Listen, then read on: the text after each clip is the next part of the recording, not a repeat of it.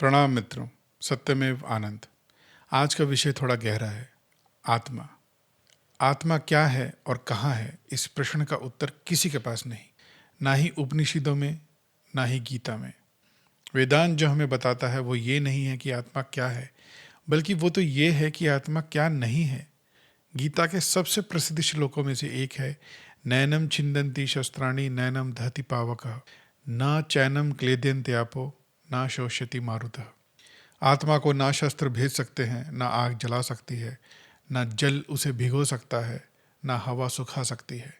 अब अगर आप विदेश घूमकर आए और बता रहे हैं उस अद्भुत व्यंजन के बारे में जिसका आपने वहाँ स्वाद लिया, और आप कहते हैं कि वो ना कड़वी थी, ना मीठी, ना नमकीन, ना खट्टी, ना उबली थी, ना तली, ना भुनी, ना कच्ची, ना उसका कोई रंग था और ना ही वो पारदर्शी थी, इतना सुनने पर कोई बोल ही देगा कि भाई वो कैसी नहीं थी। वो ही बता रहे हो, वो कैसी थी वो भी तो बताओ। पर बताओगे भी तो कैसे? खाने की चीज़ वर्णित करने के लिए शब्द हैं ही यही, खट्टा, मीठा, उबला, तला, यही सब तो हैं। और कौन सा शब्द लाओगे? अगर इन शब्दों में वर्णन ना हो पाए तो क्या कहोगे? इसी शब्दों की कमी का अनुभव किया होगा हमारे ऋषियों ने आत्मा का वर्णन करने में। ऊर्जा की अवधारणा तो थी नहीं तब, और ऊर्जा को पदार्थ की तरह वर्णित करने जाओगे तो बात बनेगी कम और उलझेगी ज़्यादा। और एक कमी थी कि शरीर विज्ञान भी उन्नत नहीं था तब। कहाँ थे तब किडनी या लिवर ट्रांसप्लांट? अगर होते तो हमारे ऋषि अवश्य सोचते कि किडनी जब दूसरे शरीर में जाती है तो क्या थोड़ी सी आत्मा भी जाती है उसके साथ? क्योंकि वो किडनी भी जीवित तो होती है। पूरी तरह मरी हुई किडनी तो किसी काम की नहीं। तो दांता से निकलने और प्राप्तकर्ता में लगने तक उससे क्या चीज़ जीवित रखती है? कुछ तो जीवित होता ही है वो। बल्कि शरीर के मरने के बाद भी कुछ समय तक किडनी ली जा सकती है और भी कई अंग लिए जा सकते हैं। मतलब कि आत्मा पूरी तरह छोड़ती नहीं है शरीर को। और जब दो किडनी दो अलग अलग लोगों को दी जाती है तो क्या थोड़ी थोड़ी आत्मा भी जाती है उनके साथ? पुरुष का स्पर्म भी जीवित होता है और स्त्री का एग भी। और जब ये दोनों मिलते हैं तो एक जीव की उत्पत्ति होती है। तो क्या स्पर्म और एग में आधी आधी आत्मा होती है? और अगर होती भी है तो वो कहाँ से आती है? और अगर मान लें कि दोनों में आधी आधी आत्मा नहीं होती, तो क्या दोनों के मिलने पर वहाँ उस वक्त उस स्थान पर जो आत्मा होती है वही उसमें फंस जाती है? आत्मा का रूप स्वरूप क्या है? शास्त्रों की माने तो ये सुई की नोक से भी सूक्ष्म और ब्रह्मांड की जितनी बड़ी है। एक ही साथ, एक ही समय ये किसी भी दीवार के आर पार ऐसी हो जाती है जैसे वो दीवार हो ही ना। अभी आपके आर पार करोड़ों आत्माएं आ जा रही हैं। कई आत्माएं तो आपके शरीर में आधी हैं और आधी बाहर। उनको कोई फर्क नहीं पड़ता, क्योंकि वो जहाँ है वहाँ अगर कोई मनुष्य या कोई और वस्तु हो भी तो आत्मा के लिए तो जैसे वो है ही नहीं। पर फिर भी एक आत्मा एक शरीर में फंस जाती है, या फिर यूं कहिए कि वो इस शरीर रूपी वस्त्र को ग्रहण कर लेती है और इसे चलाती है। यदि हम आधुनिक विज्ञान के दृष्टिकोण से देखें तो ऊर्जा ही ऐसी एक वस्तु है जो आत्मा की अवधारणा के सबसे निकट है। ना इसका कोई भौतिक रूप है, ना आकार, ना माप, ना भार, पर इस पूरे ब्रह्मांड को ये ही चलाती है। जो ऊर्जा सूर्य से निकल रही है वो इतने करोड़ों अरबों मीलों दूर हमें चला रही है। अगर देखा जाए तो ये सारी प्रकृति इसी सौर ऊर्जा से जुड़ी हुई है। और ऊर्जा न बनती है न नष्ट होती है, बस रूप बदलती है। जैसे आत्मा शरीर बदलती है। एक मोबाइल फ़ोन जिसमें चार्ज हो वो कितना अलग हो जाता है उससे जिसमें चार्ज ना हो। कहाँ चार्ज वाला आपको रास्ता दिखा सकता है, गाना सुना सकता है, मेरा वीडियो दिखा सकता है, सबसे जोड़ के रख सकता है, पैसे का भुगतान कर सकता है। मतलब कि घर से बस फ़ोन लेकर निकलो वो सब देख लेगा। और जब चार्ज ना हो तो वो कुछ भी नहीं। तो अब हमें मिली ऐसी एक चीज़ जो आत्मा से थोड़ी बहुत मिलती जुलती है, फ़ोन का चार्ज। शायद इसे समझें तो आत्मा भी समझ आए। और जैसे ही हम इस पथ पर थोड़ा आगे बढ़ते हैं, हमें ये समझने पर विवश होना पड़ता है कि किसी फ़ोन का व्यक्तित्व उसके हार्डवेयर और सॉफ्टवेयर से बनता है, ना कि उसके चार्ज से। फ़ोन का हार्डवेयर जैसे एक मनुष्य की संरचना, उसे प्रकृति ने कैसी बुद्धि और शरीर दिया है। और सॉफ्टवेयर जैसे एक मनुष्य का लालन पालन, उसकी शिक्षा, मित्र, समाज इत्यादि। तो आत्मा का क्या स्थान है इसमें?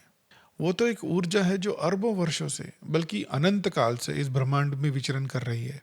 अलग अलग आत्माएं भी एक प्रकार से एक ही हैं। हमारा शरीर एक ऐसे फ़ोन जैसा है जो दोबारा चार्ज नहीं हो सकता।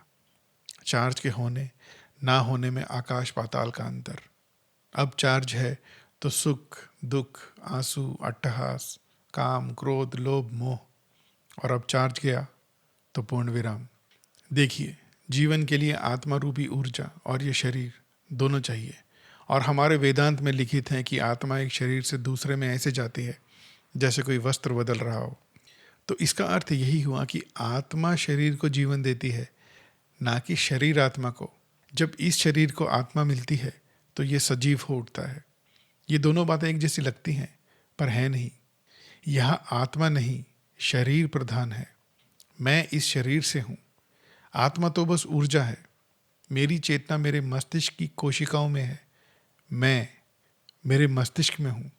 जब किसी की मृत्यु होती है तो वो इस ब्रह्मांड से पूर्णतया समाप्त हो जाता है, एकदम गायब। कोई भी वस्तु इस मात्रा में समाप्त नहीं होती जिस तरह से एक जीवन समाप्त होता है मृत्यु के बाद। वो निराकार शाश्वत ऊर्जा चली जाती है किसी और शरीर को जीवन देने। वो ऊर्जा मैं नहीं हूँ। मैं तो इस शरीर की चेतना हूँ। अगर आत्मा है भी तो मुझसे निकलकर दूसरे शरीर में जाने तक वो ऊर्जा निराकार है। मेरे साथ इस जीवन में जो हुआ उससे पूर्णतया उदासीन। वो तो मुझे ही छोड़ गई, तो इन सब रिश्ते नातों का क्या।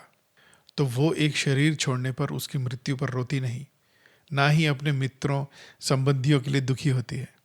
भावनाओं के लिए जो इंद्रियां और स्नायु तंत्र चाहिए वो नहीं है उसके पास।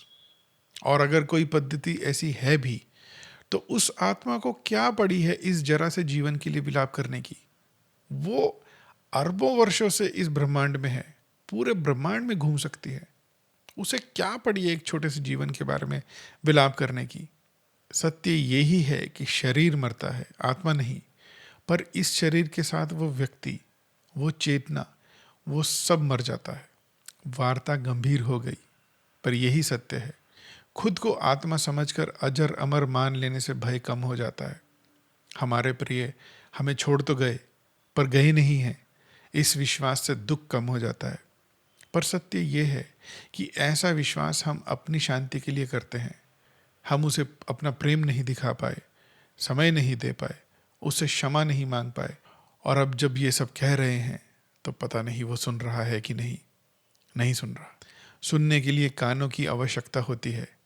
वो कान उस देह में थे जिसका हम दाह संस्कार कराए। जो आत्मा उस देह में थी, वो जो अरबों वर्षों से है, उसे हमारे उन शब्दों की ना आवश्यकता है और ना ही वो उन्हें सुन सकती है। इतने बड़े संसार रूपी समुद्र में वो शरीर एक बुलबुला था। बुलबुले के फूटने पर वो ही पानी और वो ही हवा दूसरा बुलबुला बना लेती है। पर पहले वाला, वो तो गया। क्या हर बुलबुला समझ ले कि मैं तो वो हवा हूँ जो इस जल के गोले में फंस गई? नहीं, ना तो मैं वो जल समुद्र हूँ और ना ही वायुमंडल। उन दोनों के मिलने से कुछ अस्तित्व में आया है। मैं वो हूँ जब तक हूँ। जो ऊर्जा हमें चला रही है वो अचेतन है। सूरज की किरणें जो रूप बदलते बदलते भोजन और हवा के रास्ते हमें मिलती है। ये तो हमारा अहंकार है जो हमें मृत्यु की अंतिमता स्वीकार करने नहीं दे रहा है। परंतु इस सत्य को ना स्वीकारने से जो उत्कंठा होती है वो तुम्हें ग्रंथों, गुरुओं, आचार्यों के पास भटका रही है, पूछने को मजबूर कर रही है कि आत्मा क्या है। और उत्तर एकदम साफ, एकदम स्पष्ट है। देह की मृत्यु के बाद बच जाने वाली, फिर दूसरे शरीर में जाने वाली जैसी कोई आत्मा नहीं है। और ना ही ऐसा कोई स्वर्ग या नरक है जहां ऐसी आत्मा जा सके। पर अगर आत्मा की व्याख्या ही बदल दो, चेतना को ही आत्मा कहो, तो चेतना तो है, पर चेतना भौतिक है। शरीर खत्म तो वो चेतना भी खत्म। और ये सब तुम जानते हो, बस मानते नहीं। यदि ऐसी गहरी विवेचना और चाहते हैं तो लिखकर बताएं। चैनल से जुड़ें। आनंद एकमेव सत्य।